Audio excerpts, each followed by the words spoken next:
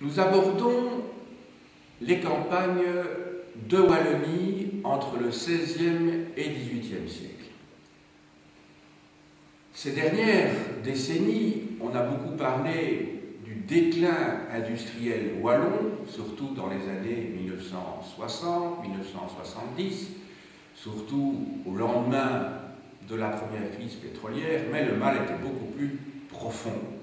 Il s'agissait d'une crise structurelle et non pas d'une crise conjoncturelle. C'était l'outil industriel qui était vieux et, je dirais, la Wallonie ne s'était pas reconvertie à temps vers des technologies nouvelles.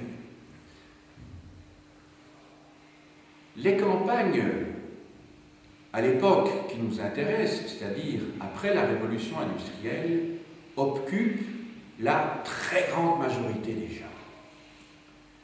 En effet, avant la révolution industrielle, c'est-à-dire avant la fin du XVIIIe siècle, 85% des gens vivent à la campagne.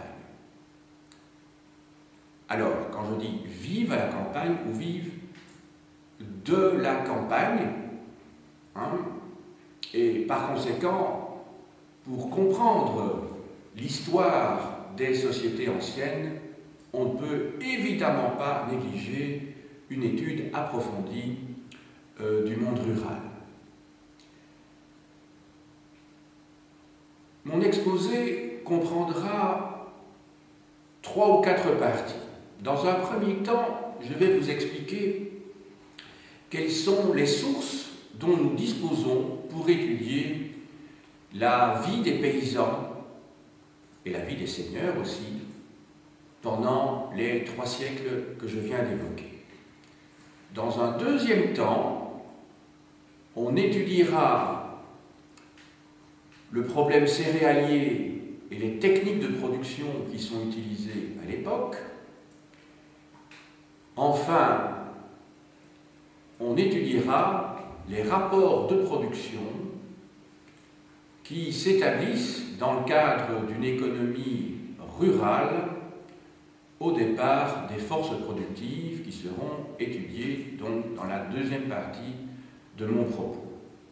Et puis on verra s'il n'y a pas quelques conclusions qu'on pourra en tirer quant à la dynamique sociale, si dynamique il y a, sous l'Ancien Régime. Je commence donc par le problème des sources. On dispose essentiellement de 2 grandes catégories de sources. Première catégorie de sources, ce sont les sources écrites. Deuxième catégorie de sources, ce sont les documents figuratifs. Les deux se complètent admirablement. Et j'aborde donc tout de suite la première catégorie de sources, c'est-à-dire les sources écrites.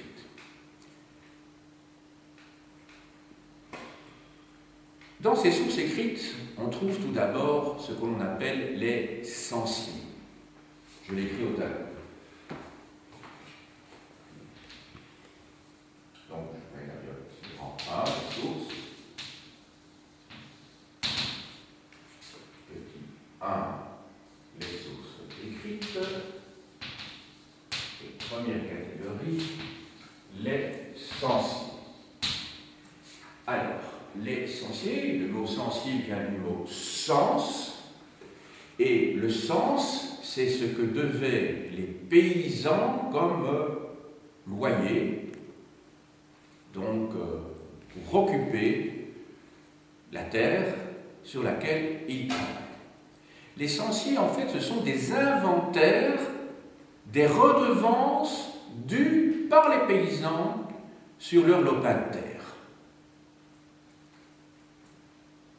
L'inconvénient, c'est que tous les paysans ne versent pas de cens et ne sont pas liés au statut qui est celui que je viens d'évoquer.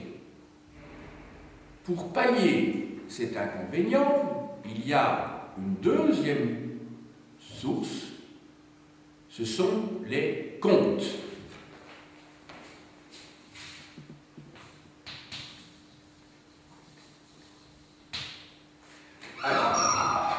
comptes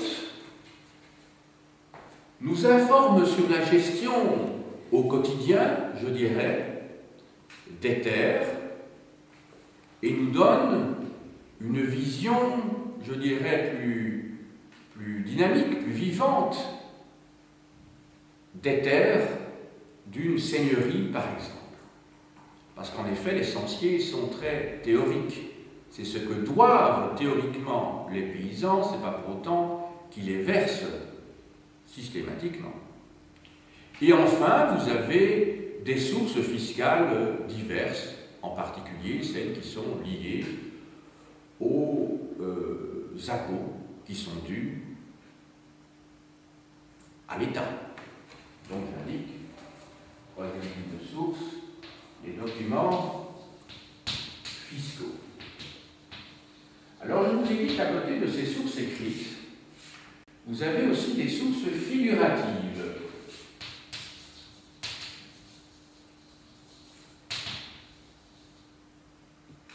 Alors, sources figuratives, vous avez tout d'abord ce que l'on appelle les terriers. Alors, qu'est-ce que c'est qu'un terrier? En fait, c'est une sorte, qu'on appellerait maintenant un cadastre, si vous voulez. C'est un plan très détaillé d'une seigneurie où vous avez tous les éléments qui peuvent nous informer sur ce que c'est qu'une seigneurie. Vous avez par exemple l'endroit précis où se trouve le moulin, s'il y en a, l'église, où se trouve un cours d'eau, où se trouvent les différents lopins de terre, les différentes parcelles, sur lesquelles reposent donc les redevances dues au Seigneur. Et puis, vous avez, parmi les sources figuratives aussi, des cartes, comme par exemple celles qui vont être élaborées par le comte de Ferraris dans les années 1770 pour le compte de l'État, hein, dans le cadre des Pays-Bas autrichiens. Alors maintenant, on va passer, point 2, au problème céréalier, au problème de la production. Donc, j'indiquerai un titre plus général, pour dire les forces productives, je dirais le problème céréalier et toute autre forme de production, en particulier l'élevage.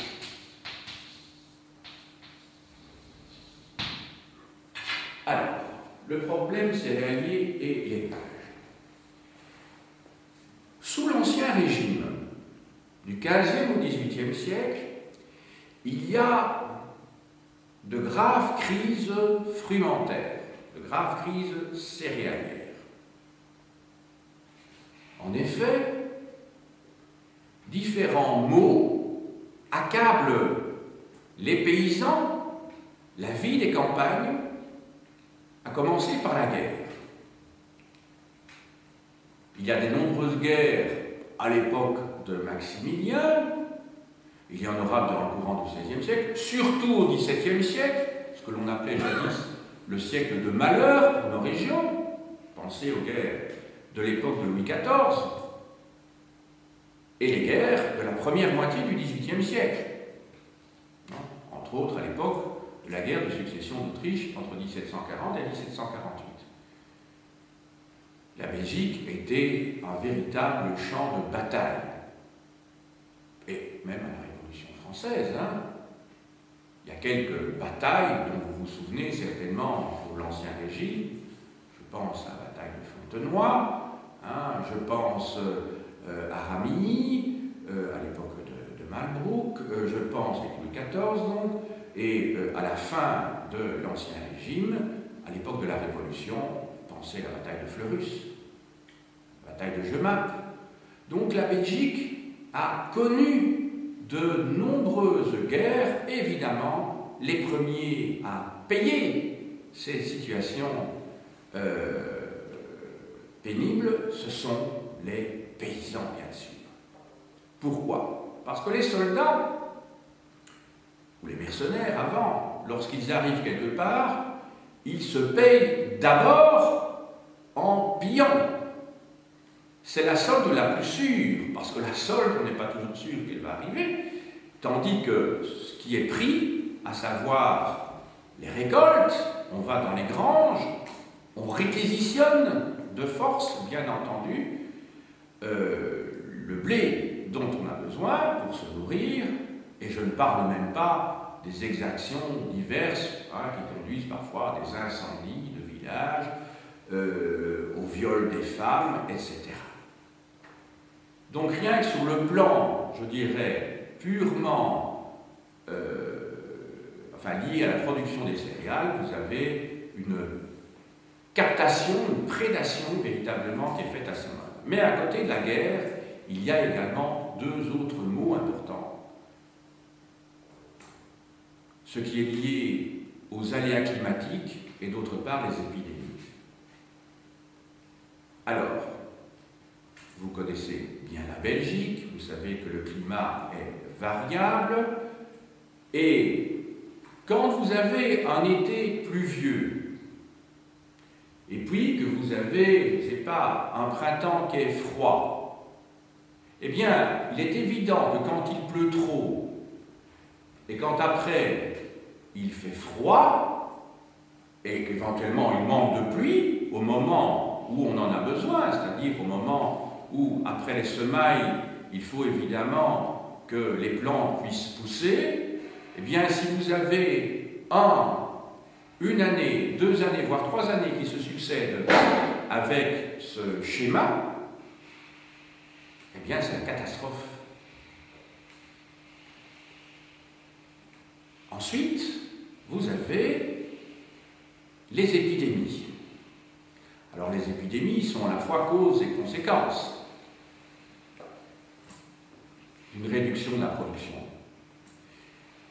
Quand il y a une épidémie, inévitablement, la main-d'œuvre diminue.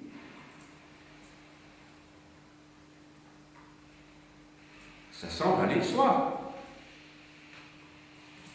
Et donc, tous ces éléments mis ensemble font que, à certaines périodes, on a assisté véritablement à de véritables périodes de famine. Alors, qu'est-ce qui se passe en période de famine, quand les choses vont mal, quand il y a eu la guerre, quand il y a eu des épidémies, quand on a eu de mauvaises saisons qui se sont succédées, eh bien, vous allez avoir les prix du blé qui vont augmenter, logiquement, puisque tout ce qui est rare est cher, et tout ce qui est abondant est bon marché. Le problème, c'est quoi ? Eh bien, c'est que les grands propriétaires vont stocker le blé pour spéculer.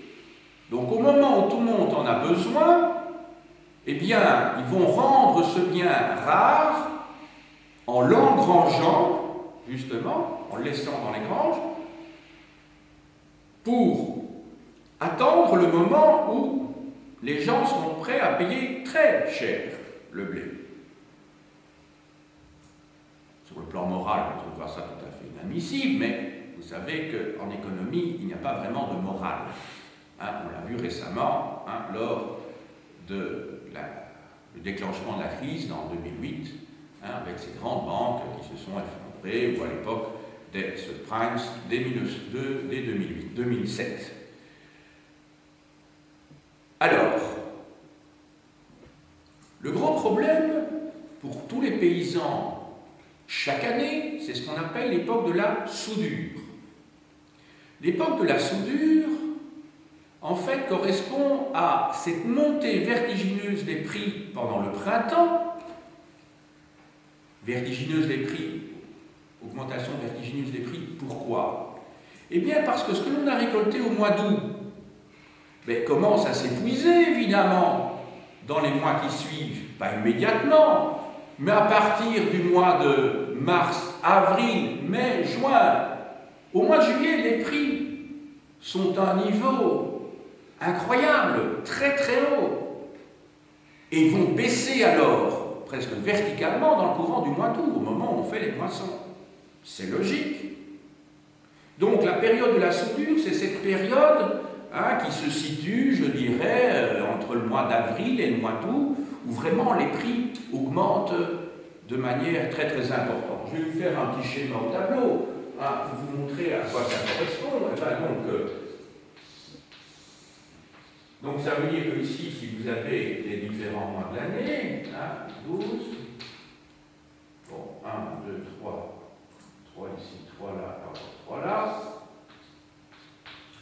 Bon, alors, le mois d'août se situe janvier, février, mars, avril, mai, juin, juillet, août. Eh bien, vous allez avoir une montée des prix. Les prix vont fortement augmenter jusqu'à ce moment-là, et puis vont chuter ici. Donc, c'est au mois d'août, au moment de la moisson, évidemment, que les prix vont baisser, puisque le blé va être abondant. Je dis dans le meilleur des cas, si on n'a pas eu un été pourri, un hiver pourri, un printemps pourri, etc. Voilà. Donc, ça, c'est ce qu'on appelle l'époque de la soudure.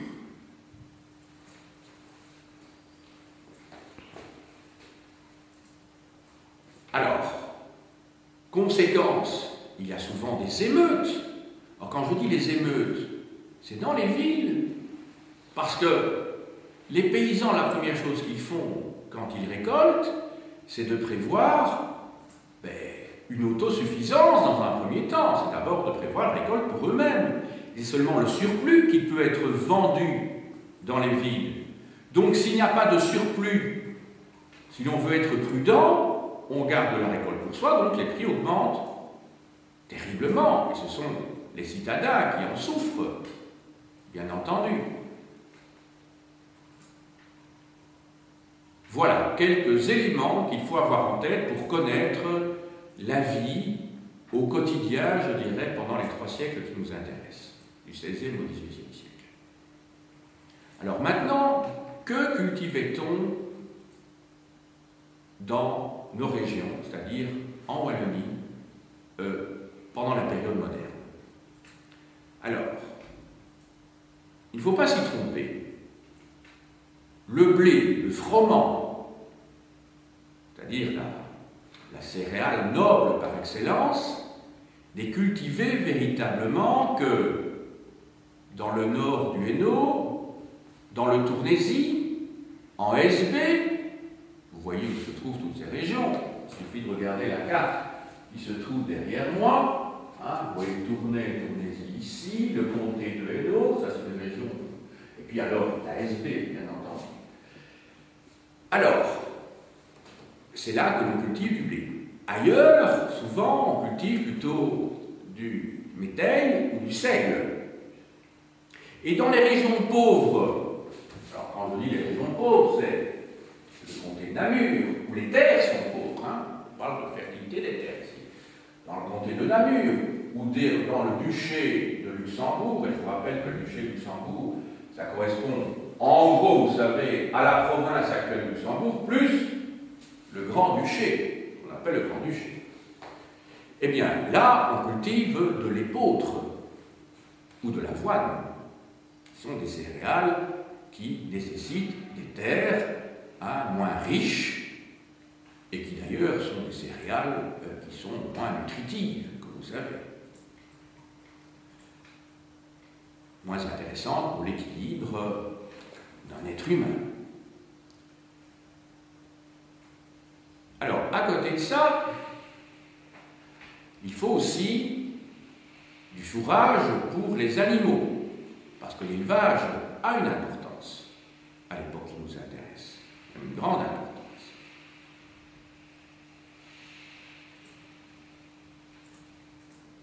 Alors, les terres, et nous l'avons déjà vu lorsque nous avons étudié le XIIe, XIIIe siècle, dans un village, sont divisés en plusieurs parties. Il y a d'une part ce que l'on appelle les communaux.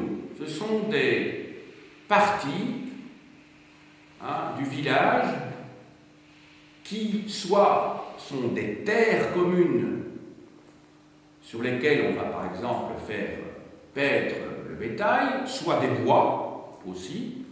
Et les bois ont un rôle très très important, d'une part comme matériaux, parce que les arbres constituent un matériau de construction à l'époque évidemment pour les paysans. Il ne faut pas imaginer que toutes les maisons sont en pierre, bien entendu, ou en briques.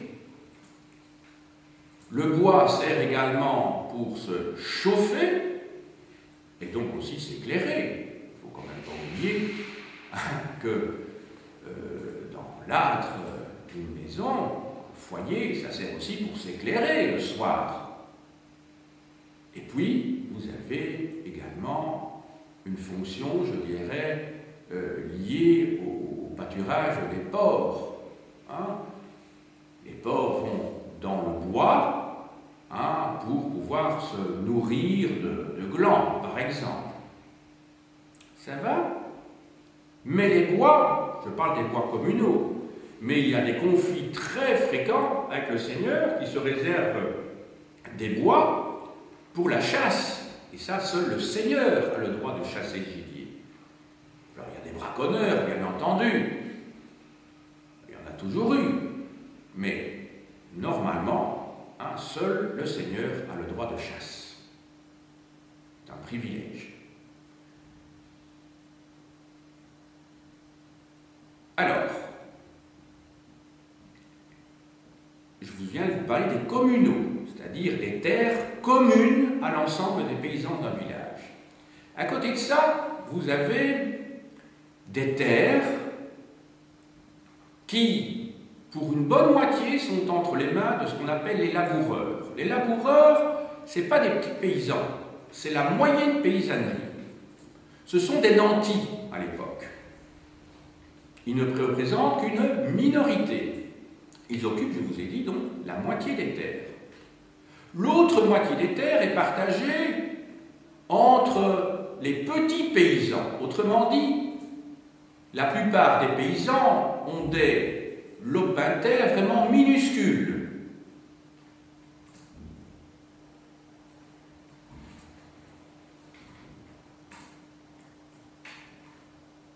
D'où l'importance des communaux, justement, pour eux.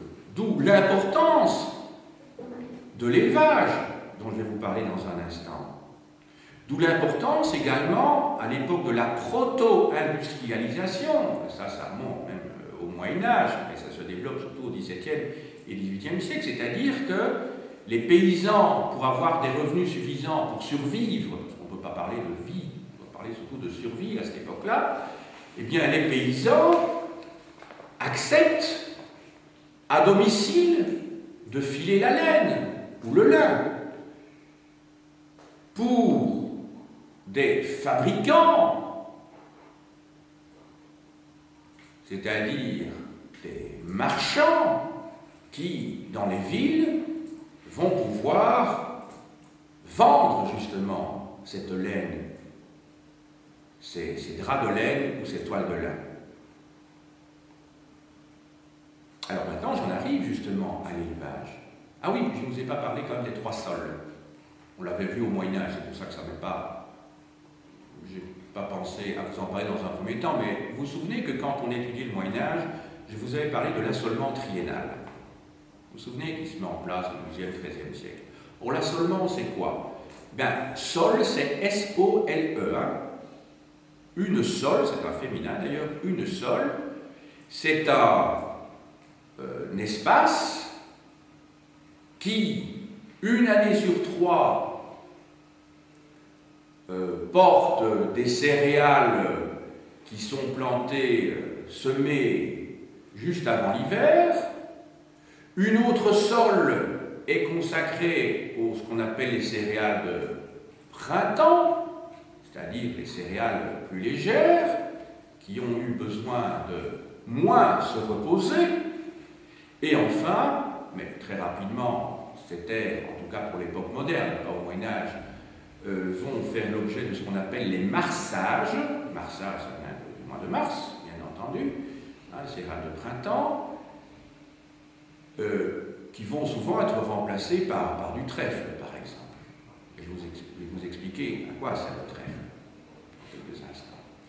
Et puis, une troisième sole est consacrée à la jachère. La jachère, ce sont des terres qui ont été utilisées dans les 2 années qui précèdent, et comme ces terres ont été utilisées, il faut laisser reposer la terre de telle manière qu'elle puisse produire dans les 2 années qui vont suivre donc cette année de jachère. Les paysans ont besoin de ce système de jachère qui tourne dans le village, parce qu'il faut que tous les paysans se mettent d'accord de l'importance de la vie en communauté, pour savoir quelles sont les terres et comment va fonctionner cet assolement triennal de telle manière que les bestiaux puissent profiter de ces terres mises en jachère pour, d'une part, les engraisser, un engrais naturel, et aussi pour brouter. Hein?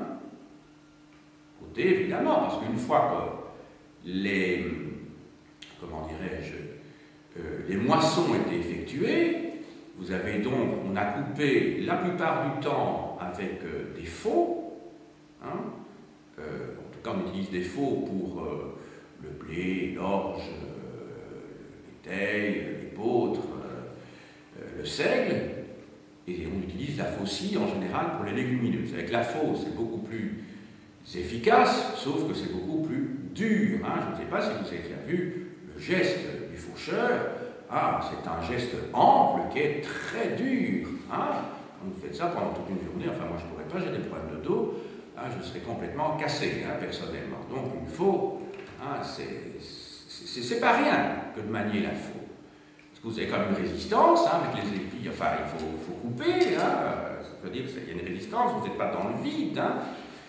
Tandis que la faucille, on l'utilise pour les légumineuses. Alors évidemment, la faucille, c'est beaucoup plus agréable de couper avec une faucille, sauf que c'est un travail beaucoup plus long, vous imaginez bien. Hein? Dites certes, quoi. Hein? C'est beaucoup plus difficile. C'est beaucoup plus facile, mais c'est beaucoup plus long. Alors, donc je vous parlais de cette jachère, indispensable pour que les bestiaux puissent se nourrir sur cette terre qui se repose. Et le gros problème, c'est qu'à partir de 1740, on va, comment dirais-je, progressivement supprimer ces terres de jachère parce que on laisse reposer ces terres, et donc, au point de vue du rendement, il y a 1/3 des terres qui ne sont pas cultivables pendant l'année. Je vous ai dit, c'est utile pour l'élevage, mais du point de vue de la culture, on perd 1/3 du rendement possible de la production. Et c'est comme ça qu'à partir du XVIIIe siècle, on va de plus en plus utiliser ces terres pour y planter. Alors pour y planter quoi? Ben, on va y planter justement des céréales, on va tourner, hein, on va toujours tourner sur 3 ans. Je ne vous fais pas le schéma que j'avais fait à l'époque quand on étudiait les campagnes au Moyen-Âge. Tout ça avait été fait, bon, ça ne sert à rien d'être redondant, hein, mais ça continue à tourner. Et donc sur cette terre qui pendant va reposer. Alors, comment on va faire? On va essayer de produire des plantes qui ne pondent pas la terre véritablement et qui au contraire l'enrichissent. C'est le cas du trèfle, c'est le cas du navet, c'est le cas du colza. Hein, le trèfle enrichit la terre en azote. Donc, loin de l'épuiser, le trèfle l'enrichit. Alors le trèfle, ça sert à quoi? Mais ça va justement servir, non pas pour l'alimentation des gens, mais pour le fourrage. Puisqu'il faut quand même que les animaux soient nourris d'une manière ou d'une autre. S'ils ne pèsent pas pendant un an sur la sole consacrée à la jachère, il faut qu'ils se nourrissent. Donc, ce trèfle va servir pour le fourrage. Alors, le navet également. Et puis, il y a le colza. Le colza sert à beaucoup de choses. C'est tout d'abord, c'est une plante oléagineuse, donc qui produit de l'huile. Alors cette huile, ben, elle sert non seulement pour l'alimentation, elle sert aussi, quand on la presse, bien entendu, hein, elle sert aussi pour le chauffage, parce que la tige du colza de la plante sert pour le chauffage. Elle sert également pour s'éclairer. Voilà. Donc vous voyez plusieurs usages qui peuvent être faits du colza. Alors, petite parenthèse ici, vous savez que au Brésil, on a remplacé des centaines de kilomètres carrés de culture de canne à sucre par la culture de colza. Alors, tenez-vous bien, il y a un côté pervers derrière tout ça, parce que le colza, c'était déjà utilisé par les Allemands pendant la guerre, hein, pour remplacer l'essence. C'est ce qu'on appelle un ersatz, un produit de substitution. Et les Allemands, sans le savoir, ce n'était pas leur but à ce moment-là, mais utilisaient un biocarburant. Hein, ça ne pollue pas, comme l'essence, le colza. Et donc, si on produit en grande quantité du colza au Brésil, ce n'est pas pour nourrir les animaux, c'est en grande partie, oui, ça sert aussi à nourrir les bovins, je le dis tout de suite, mais ça sert aussi à produire du biocarburant qui est revendu alors aux pays industrialisés, comme chez nous. Mais le problème, ça a quoi comme conséquence? C'est qu'on réduit d'autant les terres où l'on cultivait la canne à sucre, et c'est ce qui explique que le sucre augmente pour les populations locales, alors que c'était un produit d'une banalité extrême. Donc les Brésiliens souffrent d'une augmentation du prix du sucre, tout simplement parce que des grands propriétaires terriens, des entreprises, de l'agro-business, vendent évidemment la production de colza aux pays industrialisés dans le cadre de l'écologie. Oui. Donc, hein, l'écologie n'a pas que des effets bénéfiques pour les populations. Mais parallèlement, vous savez qu'on détruit la forêt amazonienne. Je ne sais pas combien de dizaines ou de centaines de kilomètres carrés disparaissent chaque année parce qu'on a besoin de bois. Hein, bois qui part évidemment chez nous, ça sert pour des meubles Ikea, que sais-je. Hein, et alors ça a des conséquences dramatiques parce que il n'y a plus les racines du bois qui maintiennent la faible couche d'humus. Du coup, l'humus disparaît dans l'Orénoque ou dans l'Amazone, et ce sont des terres que l'on ne pourra pas rendre fertiles avant des dizaines et des dizaines d'années. Quand j'étais au Brésil, moi je me souviens, j'ai été dans une usine qui produisait des cigares, donc à partir du tabac. Et alors là, le truc, c'était Dannemann. Alors le truc, c'était évidemment pour l'entreprise de rentrer dans cet objectif écologique. Et alors, vous achetiez, en fait, pour 5 €, je crois, quelque chose comme ça, c'était 5 €, un arbre, enfin une plante de tabac. On vous assurait que ça allait être planté pour justement régénérer la flore au Brésil. Mais comme vous savez, parallèlement, le tabac, il y a des campagnes qui indiquent que la cigarette tue. Évidemment, c'est la cigarette, là, vous allez me dire. Hein, mais bon, le tabac tue. Le tabac tue. Et donc, pour des raisons écologiques, on vous disait, au Brésil, voilà, achetez des plantes de tabac pour régénérer la flore, pour qui est nouveau pour ces régions ne deviennent pas fertiles.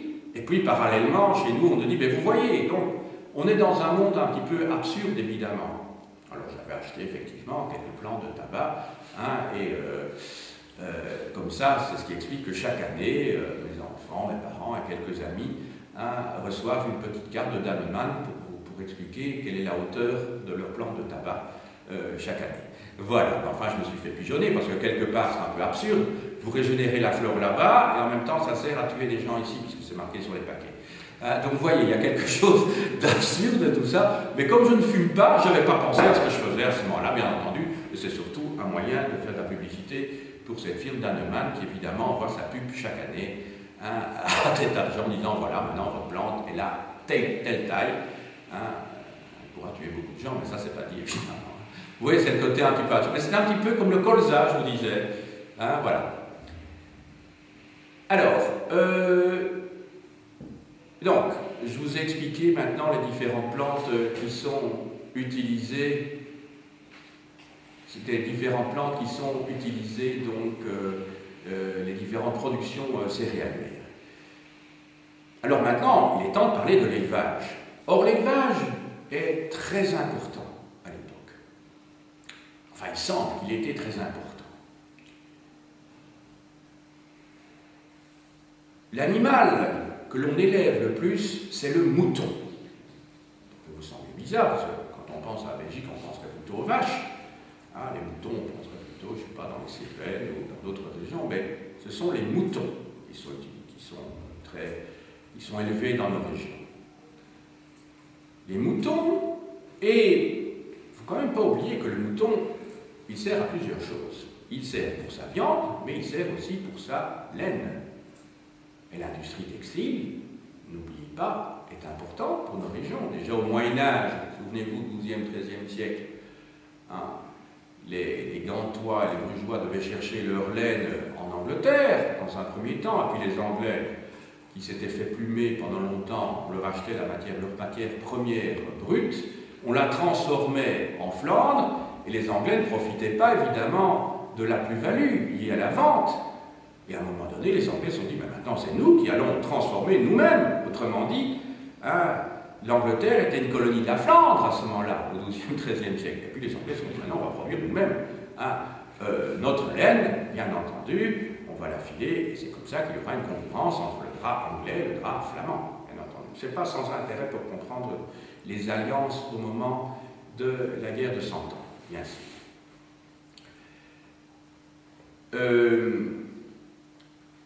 Alors, à côté de ça, vous avez bien entendu les porcins et les bovins.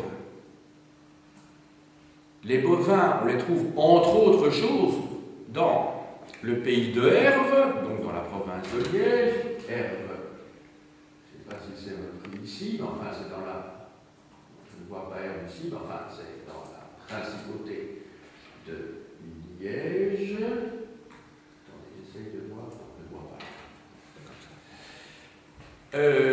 Dans la province de Liège actuellement, il est possible que Herve faisait partie peut-être... Parce que vous voyez, c'est très compliqué ici. Hein. Vous avez de très nombreuses enclaves. Vous voyez ceci.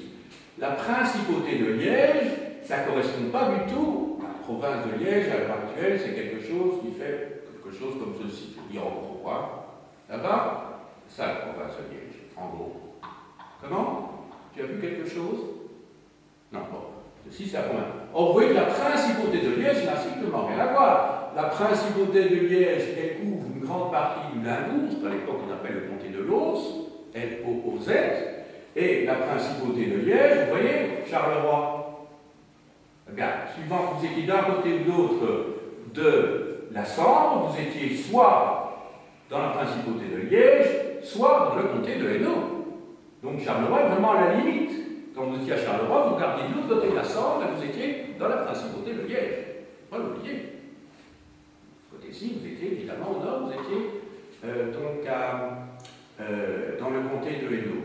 Alors vous voyez également que ici, vous avez tout un territoire en brun qui est dans l'actuelle province de Liège et qui était la principauté abbatiale de Stavo-Marguerite. C'était un prince abbé. Ici, vous aviez un prince évêque. Là-bas, vous voyez que le comté de Namur est la moitié ou les 2 tiers de l'actuelle province de Namur. Et je vous ai expliqué tout à l'heure que le duché de Luxembourg est 2 fois plus grand que la province de Luxembourg maintenant. Quant au comté de Hainaut, très longtemps, ce n'est plus le cas à l'époque qui nous intéresse, mais très longtemps, le comté de Hainaut couvrait une surface double de la province de Hainaut maintenant, puisqu'il comprenait tout le Hainaut français. Avesnes, Maubeuge, Valenciennes, c'était le Hainaut. C'est le Hainaut français maintenant. Et ça, c'est à la suite des guerres de 2014 que les Français ont fait monter la frontière vers le nord.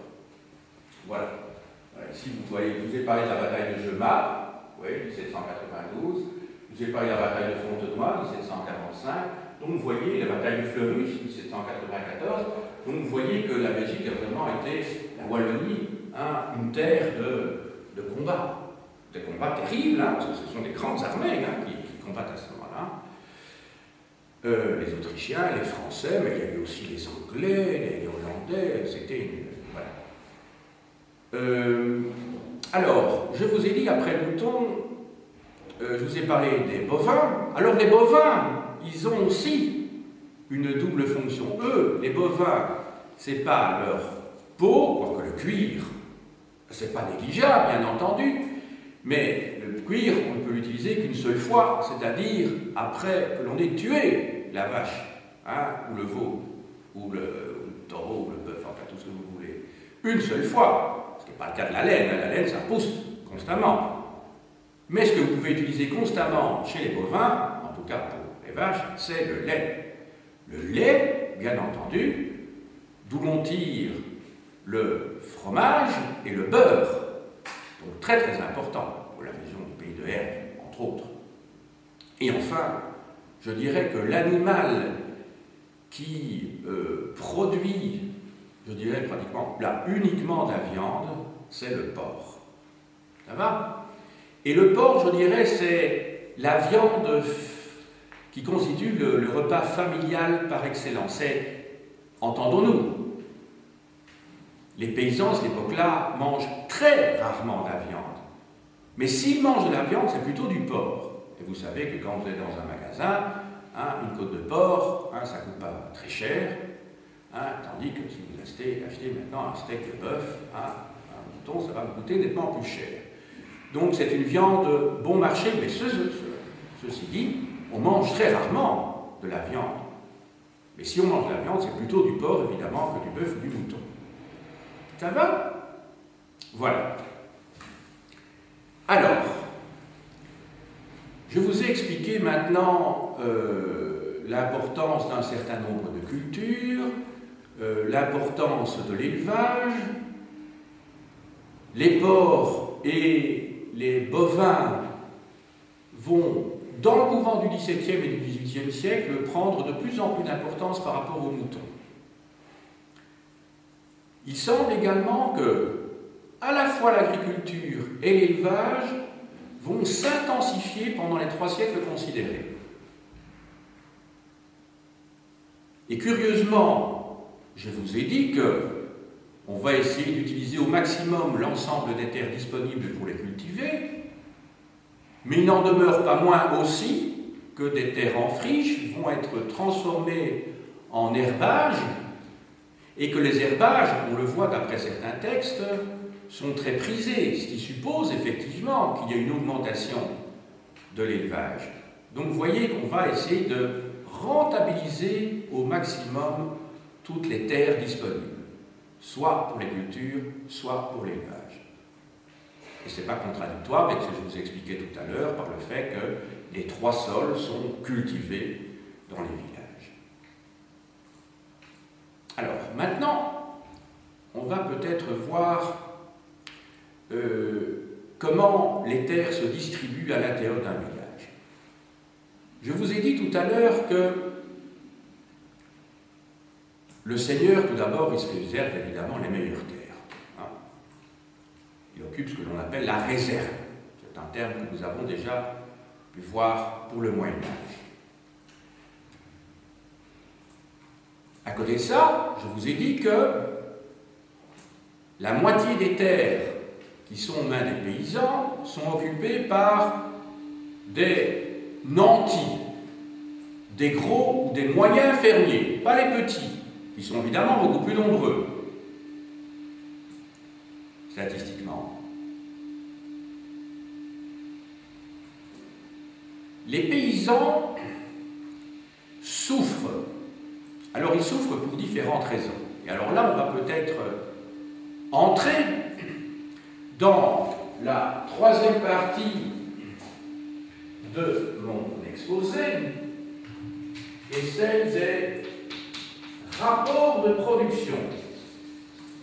Alors, les rapports, ce sont les rapports sociaux qui s'établissent à l'occasion de la production.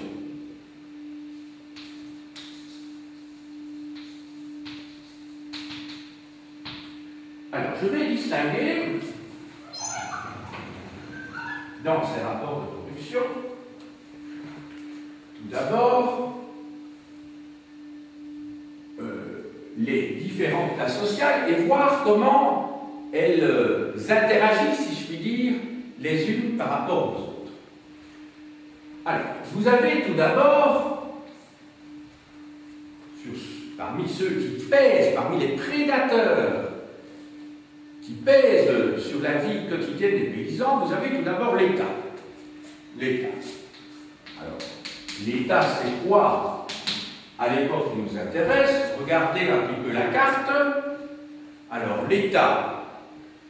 L'État n'existe pas en tant que tel, entendons-nous bien. L'État moderne, la Wallonie n'existe pas, la Belgique n'existe pas, les Pays-Bas n'existent pas non plus. Les Pays-Bas ne sont rien d'autre qu'une fédération de principautés territoriales qui n'ont de commun que le lien personnel qui lie d'une part le souverain et d'autre part les habitants de la principauté territoriale. Vous savez que depuis le début du XVe siècle, nos territoires forment, à la suite d'héritage, à la suite de mariage, à la suite de conquête, à la suite d'achat, eh bien, on conduit les ducs de Bourgogne à constituer un vaste ensemble, que l'on appelle les pays de Bar-de-Sable, et ces pays, ce sont donc des comtés, des duchés, des marquisats. Pendant toute l'époque moderne, que ce soit Charles Quint, dans la première moitié du XVIe siècle, que ce soit les rois d'Espagne au XVIIe siècle, que ce soit au XVIIIe siècle, à partir donc du traité d'Utrecht, eh bien, les empereurs du Saint-Empire romain de la nation germanique, donc des Habsbourg, mais cette fois-ci les Habsbourg d'Autriche et non plus les Habsbourg d'Espagne, comme ça a été le cas depuis le milieu du XVIe siècle, eh bien, dans nos régions, ils ne sont pas empereurs, ils ne sont pas rois. Ils sont comtes de Flandre, ils sont comtes de Hainaut, ils sont ducs de Brabant, ils sont comtes de Namur, ils sont ducs de Limbourg. Alors, vous voyez le duché de Limbourg comme il est tout petit. Et ça n'a rien à voir avec la province de Limbourg, vous voyez. Limbourg, vous savez, c'est une petite ville qui se trouve dans la province de Liège. Il est duc de Limbourg et il est duc de Luxembourg. Voilà. En revanche, la principauté de Liège, la principauté abbatiale de Savoie-Malmedy et le duché de Bouillon sont, je dirais, dépendent, ces deux-ci dépendent directement de l'Empire. Le duché de Bouillon, à ce moment-là, je crois qu'il dépend, sauf erreur de ma part, du roi de France au XVIIIe siècle, mais en toute hypothèse, il ne dépend pas donc directement des empereurs. De toute façon, dans nos régions, ils ne sont pas empereurs. Ça va?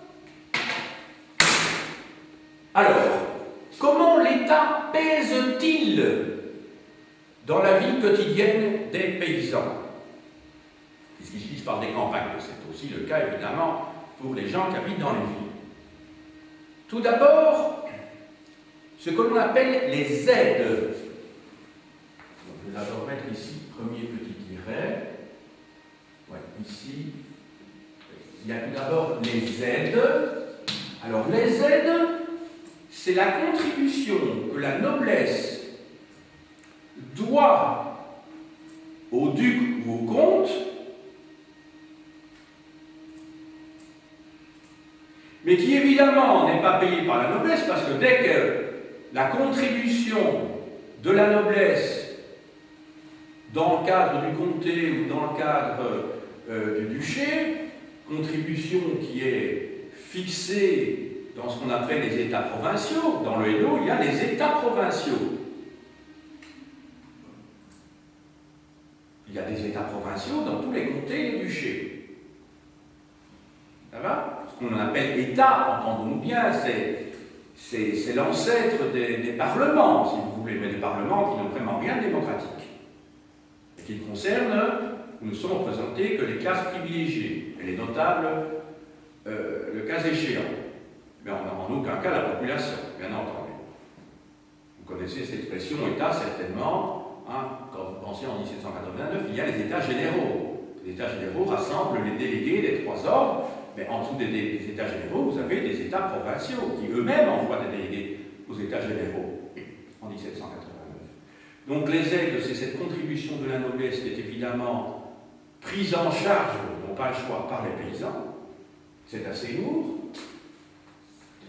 À côté des aides, vous avez, dès l'époque de Charles Quint, un impôt sur le revenu, donc un impôt sur le revenu,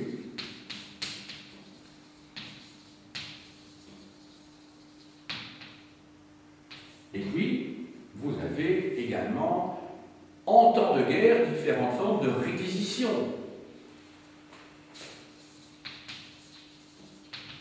Qui peuvent être très lourdes et qui grèvent autant le budget, si on peut dire, de ces paysans. Alors ensuite, à côté de l'État, vous avez tous ces pouvoirs qui se situent à un niveau subalterne. Alors,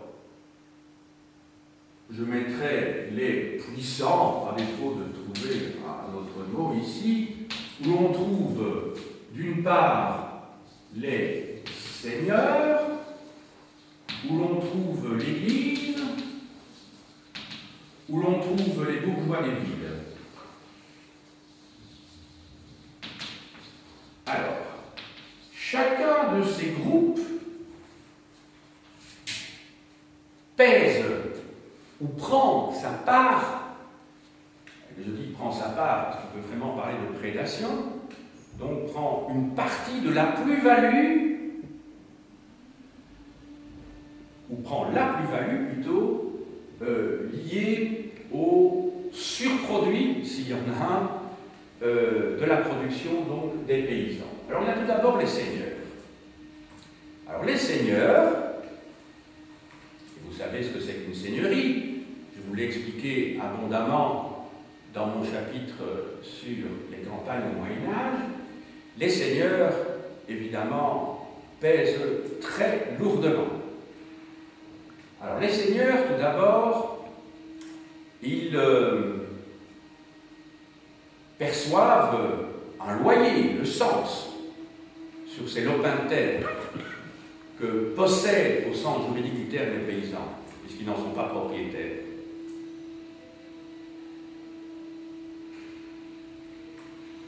Les prestations en nature qui existaient au Moyen-Âge continuent dans un certain nombre de cas. Dans un certain nombre de seigneuries, vous avez toujours la corvée, c'est-à-dire une prestation gratuite en travail. En particulier le charroi. Le charroi, ça consiste à transporter donc le blé qui a été fauché dans la réserve, c'est-à-dire la partie des terres de la seigneurie qui sont gérées directement par le seigneur ou son intendant. Vous avez ensuite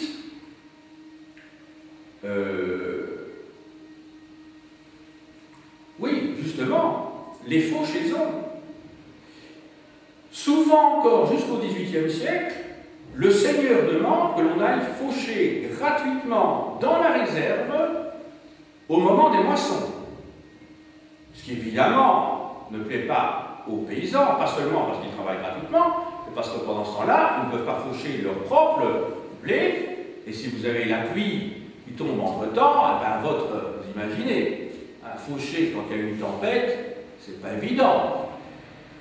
Après une tempête, parce que le blé est couché, bien entendu. Et puis, en plus de ça, il faut pouvoir le faucher à temps. Il ne faut pas qu'il pourrisse sur pied, ce blé. Donc, évidemment, les moissons seront au même moment chez les seigneurs et sur les parcelles des paysans, sur leurs sensibles.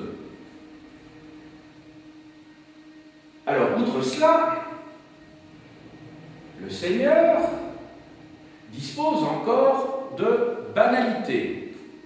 Vous vous souvenez ce que c'était les banalités? On avait vu qu'ils étaient en fait des monopoles que le seigneur s'octroie et les paysans ont l'obligation d'aller moudre leur grain au moulin du seigneur, ils doivent aller presser leur raisin au pressoir du seigneur, ils devaient au Moyen-Âge faire cuire leur pain dans le four du seigneur qui avait le monopole de ces moyens de production. Eh bien, au XVIIIe siècle, par exemple, la banalité du moulin existe encore dans de nombreux cas. Donc, on doit encore les faire moudre son blé au moulin du seigneur.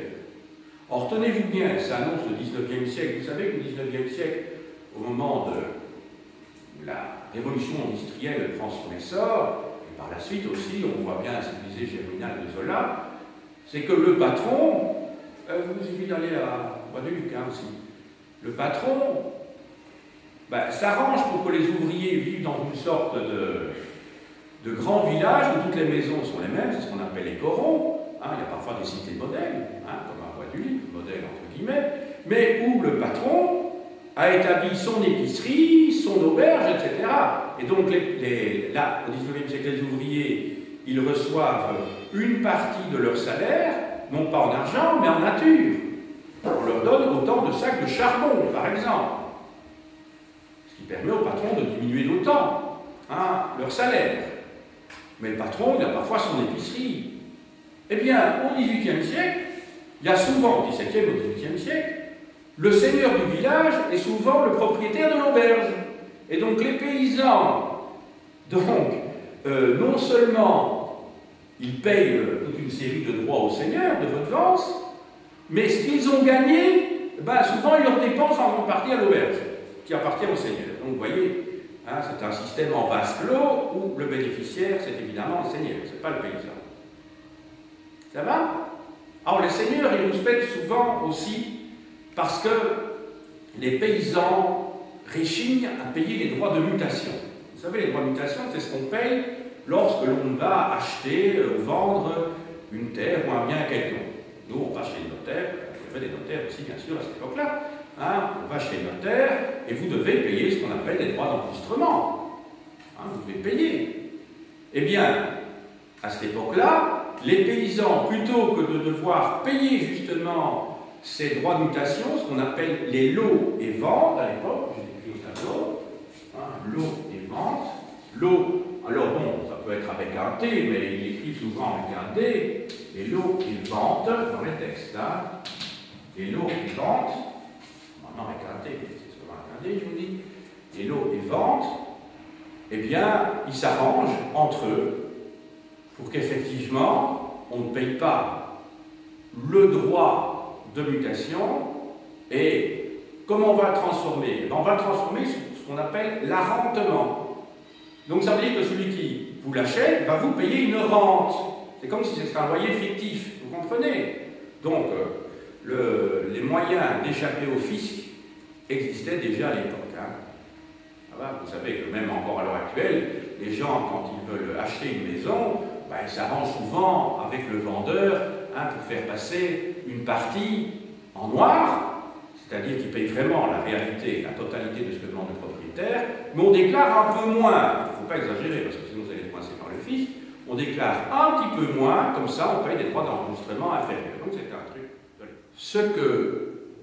Ce qui est extrêmement lourd et que vivent difficilement les paysans pendant l'époque considérée, et même jusqu'au XVIIIe siècle, c'est qu'ils doivent s'acquitter du terrage. T-E-2-R-A-G-E. Le terrage, ça veut dire une partie de la récolte qui part chez le seigneur. Globalement, on peut dire que si un certain nombre de droits qui remontent au Moyen-Âge ou au bas Moyen-Âge sont toujours présents, on peut dire que globalement, quand même, l'essentiel des redevances ont été transformées en argent. Il y en a quand même de moins en moins en nature. Je dis bien globalement, même si je vous ai dit qu'il y a des survivances dans un certain nombre de seigneuries. En revanche, là où il y a un secteur où les seigneurs ont vu leurs droits augmenter sans aucun doute, c'est à partir du XVIIe siècle. Et pourquoi? Parce que le pouvoir central, alors le pouvoir central à l'époque, c'est le roi d'Espagne, même si quand il est dans nos régions, il n'est pas roi d'Espagne, je vous ai dit, il a différents titres. Mais le pouvoir central manque d'argent. Et que fait le pouvoir central quand il manque d'argent? Eh bien, c'est qu'il va vendre. Et en France, ça se passe aussi de la même manière. Pas pour la même chose, mais c'est un principe très fréquent. En France, même chez nous, on a aussi appelé ça la vénalité des offices, c'est-à-dire qu'on vend des charges publiques.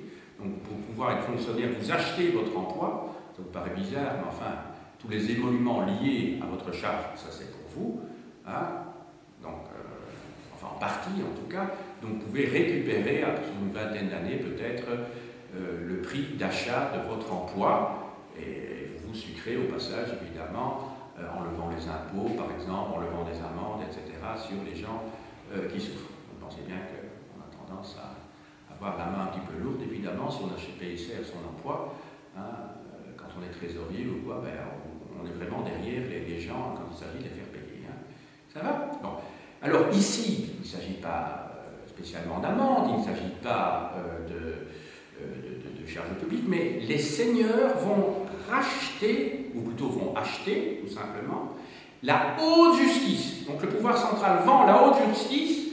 Alors là, c'est un retour en arrière, puisque nous sommes à l'époque de la monarchie absolue, à une époque où les monarques essayent de réduire au maximum tous les droits que les seigneurs avaient acquis au moment de la féodalité classique.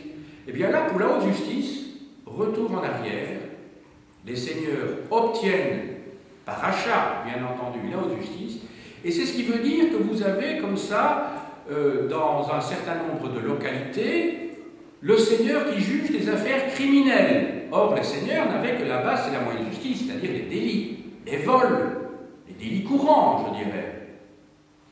Mais là, le seigneur, qui est en même temps le juge, le président du tribunal, si vous voulez, décide si oui ou non, telle personne qui a assassiné quelqu'un est coupable, pas coupable, etc. Donc, vous voyez que c'est une régression par rapport à l'absolutisme qui avait ceci de positif, c'est qu'il permettait, partiellement, très faiblement quand même, mais qui permettait quand même à terme d'égaliser un certain nombre de situations, même si nous sommes dans une société de privilèges, il ne faut quand même pas l'oublier, c'est-à-dire où chacun a son type de droit. Prenez le cas de Braine-le-Château. Oui, Braine-le-Château. Il y a toujours un pilori qui date du XVIe siècle. Mais donc, ça veut dire que même dans des seigneuries, eh bien, vous pouviez être condamné, justement, au pilori. Bon. Alors,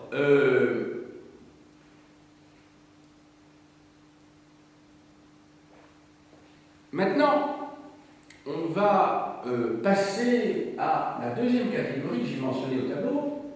Parmi les puissances, c'est l'Église. Alors l'Église, outre la pression qu'elle peut exercer sur le plan, je dirais, des mentalités, par le biais du curé qui fait son sermon le dimanche, les curés qui ont souvent eu un rôle très important même dans l'organisation de la vie communautaire. Donc la paroisse joue un rôle très très important. Eh bien, l'Église perçoit la dîme. La dîme, ça a pu aller entre 8% et 12% des récoltes. On dit la dîme parce qu'en moyenne, ça fait la 10e partie. À l'époque qui nous intéresse, c'est souvent quand même 8% des récoltes. Mais c'est lourd, et c'est pas seulement 8% des récoltes, c'est aussi 8% du croît des troupeaux, souvent. Indépendamment du fait que l'Église est parfois elle-même seigneur. C'est-à-dire que l'Église, parfois, possèdent de véritables seigneuries, des seigneuries abbatiales par exemple.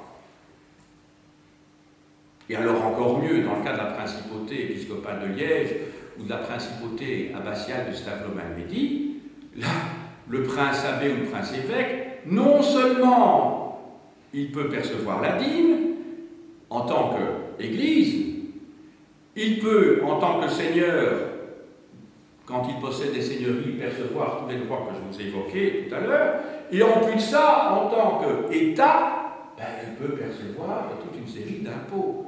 Donc vous voyez que le prince-évêque, à certains endroits de sa principauté, là où il est seigneur, il dispose évidemment de beaucoup de pouvoir. Donc l'Église est très souvent mal vue. Ce n'est pas le curé qui touche la dîme, très clairement, c'est le pouvoir dont dépend le curé. Donc c'est l'évêque, c'est un abbé, enfin un évêque, pas le cas de l'abbé, puisque les abbés font partie du clergé régulier, mais c'est l'évêque qui perçoit. Et ça peut être même tout simplement un laïc qui perçoit les droits d'Église. Ça existe depuis le Moyen-Âge. Voilà. Alors maintenant, il y a les bourgeois des villes. Alors les bourgeois des villes, c'est même un pléonasme de dire les bourgeois des villes, c'est simplement pour que mon propos soit tout à fait clair. Et je dis bien, oh non, pas tout à fait quand même. Oui, parce que bourgeois des villes est un pléonasme, mais les bourgeois que je vise ici, ce sont les bourgeois qui ont de l'argent. Parce que dans les villes, vous avez des mendiants, vous avez des petits artisans qui n'ont pas du tout de pécule, de capital. Eh bien, sous l'Ancien Régime, posséder des terres vous apporte un grand prestige. Ça, c'est la première chose. Donc, beaucoup de bourgeois souhaitent acheter des terres à la campagne parce que ça leur apporte un prestige et parce qu'à terme, certains d'entre eux vont pouvoir, parce qu'ils possèdent une terre, pouvoir acheter un titre de noblesse. Il y a des tas de gens qui, en Belgique ou en France, ont une particule, alors qu'ils n'étaient pas nobles. Si vous vous appelez Jean de tel endroit, vous n'étiez pas obligatoirement un noble. Simplement, vous habitiez à tel endroit, vous, au moment où vous acquérez cette terre, vous ajoutez la particule avec le nom de la seigneurie que vous avez achetée, même comme bourgeois. Un bourgeois peut acheter une seigneurie, Un seigneur, ce n'est pas un noble. Que je le dise très clairement, la plupart des seigneurs sont des nobles, mais il y a beaucoup de seigneuries qui sont entre les mains de bourgeois. D'ailleurs, je vous signale que quand on dit monsieur à l'heure actuelle, ça veut dire mon seigneur. Nous nous disons tous entre nous monsieur. C'était une manière également d'égaliser évidemment tout le monde. Mais comme nous donnons à tous du monsieur ou de madame, alors c'était des titres réservés jadis à la noblesse, eh bien on voit bien que ça a transité justement par la classe bourgeoise qui étaient des seigneurs sur les terres qu'ils avaient achetées à un noble justement. Et après 2 ou 3 générations, on disait, ben voilà, cette terre appartient à ma famille, j'achète un titre de noblesse. Et on en vendait des titres de noblesse à tire-larigot, en tout cas jusqu'au XVIIe siècle. Au XVIIIe siècle, il y a eu une réaction nobiliaire qui a fait qu'on dit, bon, maintenant, ça suffit de grader comme ça des titres de noblesse, et la noblesse s'est refermée sur elle-même, au XVIIIe siècle, en France. Les bourgeois, en outre, donc, ils payent, donc, quand ils sont seigneurs, ils perçoivent tous les droits que j'ai mentionnés tout à l'heure, et donc, c'est ce qui explique que des villages entiers ou des parties de villages sont entre les mains de gens qui vivent à la ville.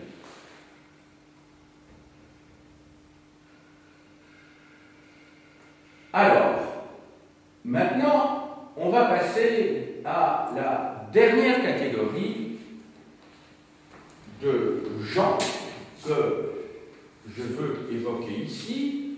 Tous ceux-ci, je dirais, ce sont les prédateurs, et vous avez maintenant les paysans. Mais il faut faire très attention, parce que les paysans ne forment pas un milieu, un groupe homogène. Je l'ai déjà évoqué tout à l'heure.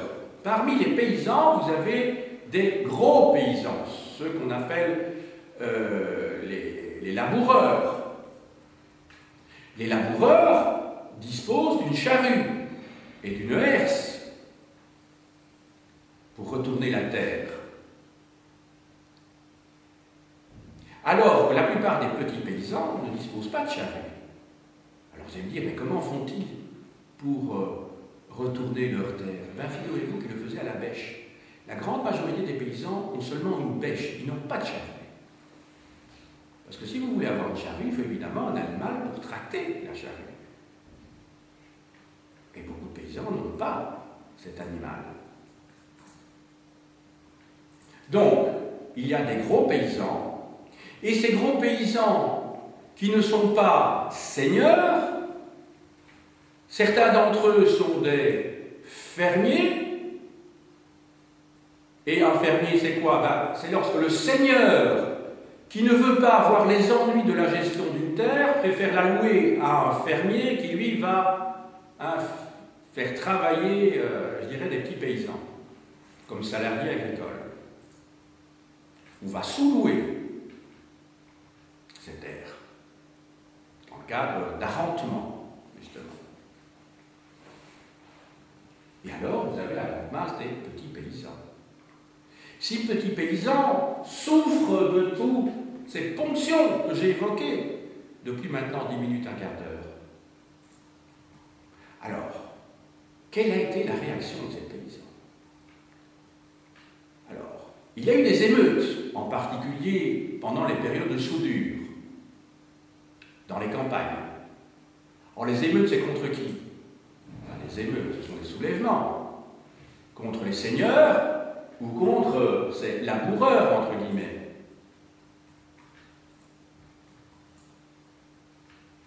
Il y a eu aussi, et en témoignent de nombreuses pièces de procès en justice, des tas de paysans qui ont essayé de détourner ou qui ont réchigné à payer tous les droits, toutes les redevances qu'on leur demandait. On en a des traces.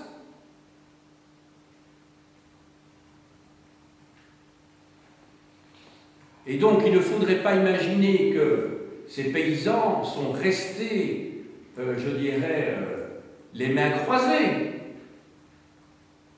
quand on les affligeait de toutes ces ponctions. Et c'est ce que je regrette, qui n'apparaît pas dans un ouvrage qui vient de paraître il y a 2 mois, qui s'intitule « Rebelles et subversifs dans nos régions des Gaulois jusqu'à nos jours », c'est un ouvrage dirigé par Anne Morelli, c'est qu'il n'est pas question de toute cette résistance passive, bien souvent, à côté des émeutes que j'évoquais il y a un instant. C'est qu'il y a sans cesse des conflits, mais le problème, c'est que je vous ai dit que là-bas, c'est la moindre justice est entre les mains de qui? Mais des seigneurs, justement. Et donc, quand vous êtes juge et parti, vous résolvez évidemment le problème dans le sens qui est le vôtre, jusqu'au moment où c'est l'explosion sociale.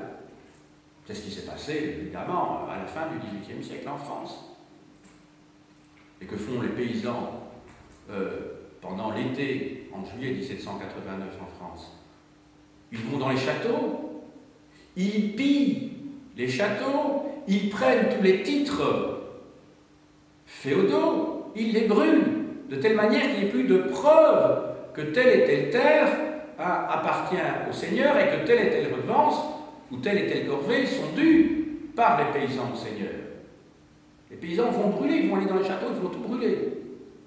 Pour eux, c'est insupportable, évidemment, tout ce qu'ils doivent. Voilà. Alors, je crois vous avoir donné un tableau d'ensemble. Alors, conclusion, maintenant. Conclusion de mon propos pendant cette leçon. Conclusion. Donc, on a pu voir que sur le plan agricole, un certain nombre de techniques nouvelles sont utilisées pour augmenter la production. On l'a vu dans le cadre de l'assolement, on a vu que des plantes nouvelles sont cultivées. Je vous ai parlé du trèfle, du navet, je vous ai parlé du colza. J'aurais pu vous parler, et je le fais maintenant, parce que c'est un oubli important, qu'à partir du XVIIIe siècle également, on cultive la pomme de terre. Et la pomme de terre, évidemment, va jouer un rôle très très important dans la croissance démographique, puisqu'elle va suppléer à justement le blé en période de disette. Mais vous savez que la pomme de terre qui vient des Andes, elle vient du Pérou, de Bolivie, hein, qui est une simple racine, tubercule, qui sont des racines en fait, hein, voilà, qu'on a sélectionnées, et puis ça a donné la pomme de terre que nous connaissons maintenant. Enfin, les pommes de terre à l'origine n'avaient pas cette forme-là.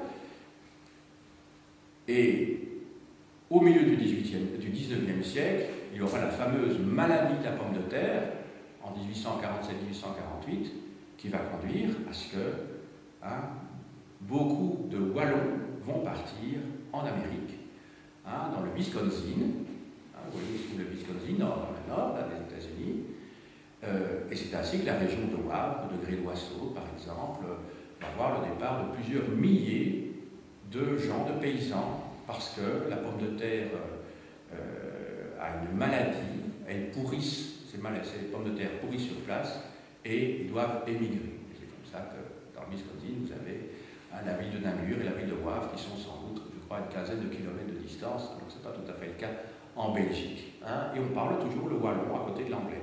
Mais ils ne connaissent pas le français. Mais ils connaissent le wallon, Brabançon, sans doute la clos, un petit peu comme à Nivelles, enfin je ne sais pas. Hein, et donc c'est assez comique. Je ne sais pas s'ils ont la tarte à Jot, mais en tout cas, c'est intéressant de voir qu'il y a comme ça un petit groupuscule, un certain nombre de Wallons, de Brabançons qui sont partis à ce moment-là, comme les Irlandais sont partis, vous savez, en grand nombre, plusieurs millions, hein, vers les États-Unis au milieu du 19e siècle. Voilà. Alors, donc, à côté, puisque j'étais dans la conclusion, à côté de ces techniques nouvelles, à côté de ces plantes nouvelles, à côté de l'extension de l'agriculture, de l'élevage, vous avez un système qui remonte au Moyen-Âge, qui reste en place. On peut dire que les moyens de ponction ont évolué, mais à peine. Les campagnes wallonnes sont très traditionnelles. Il y a eu toutefois des tensions importantes. Et au lendemain de la Révolution française, vous savez qu'il y a eu deux occupations françaises. La première, et même au début de la deuxième, on peut dire que la Belgique est un pays conquis. Il ne s'agit pas tellement de défendre, de libérer des frères pour leur donner la liberté, l'égalité et la fraternité. Il s'agit surtout d'établir une sorte de glacis face aux puissances étrangères, puisque c'est conquis sur les Autrichiens d'ailleurs, et face aux Prussiens. Donc en fait c'est pour éloigner, je dirais, la frontière de Paris. Donc c'est une véritable conquête.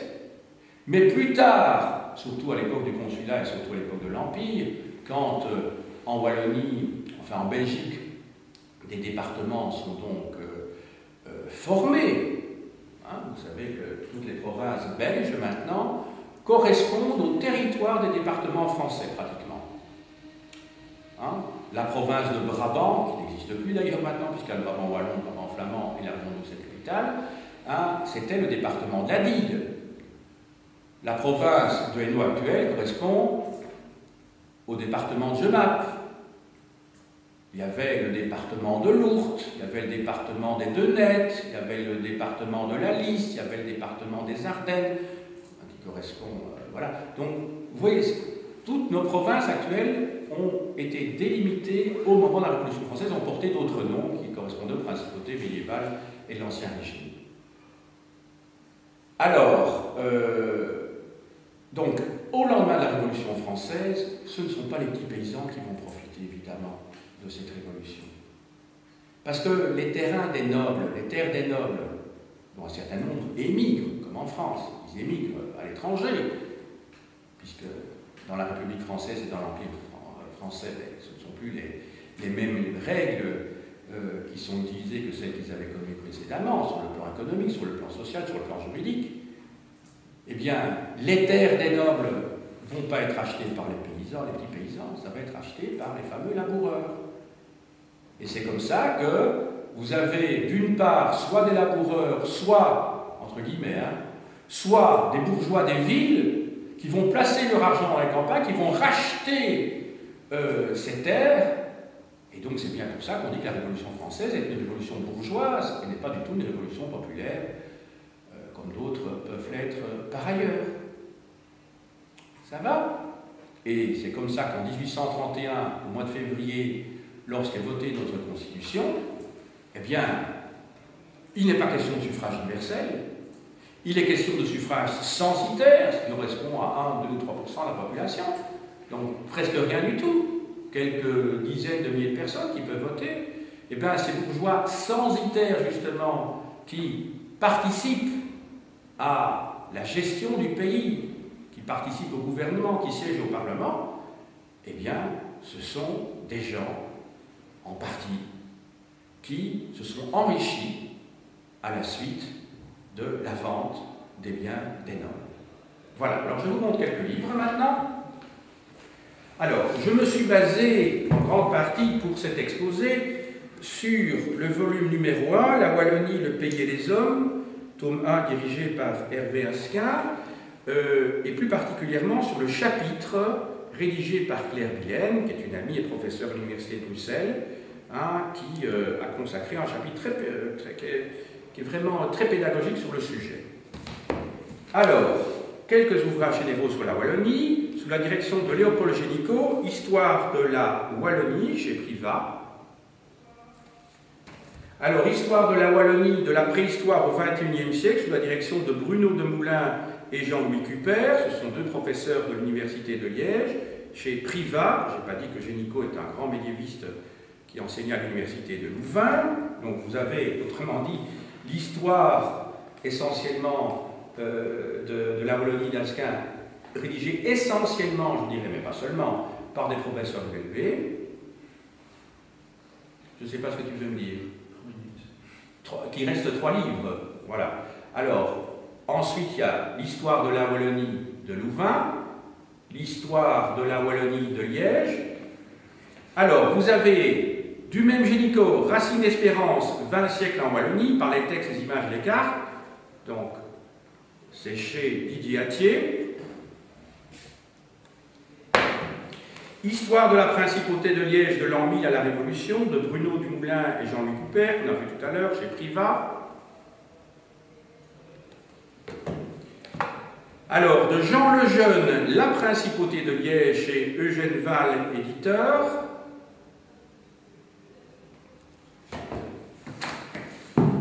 Alors, un recueil d'articles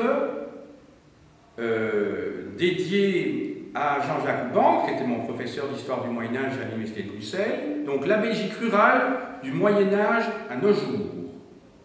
Édition de l'Université de Bruxelles.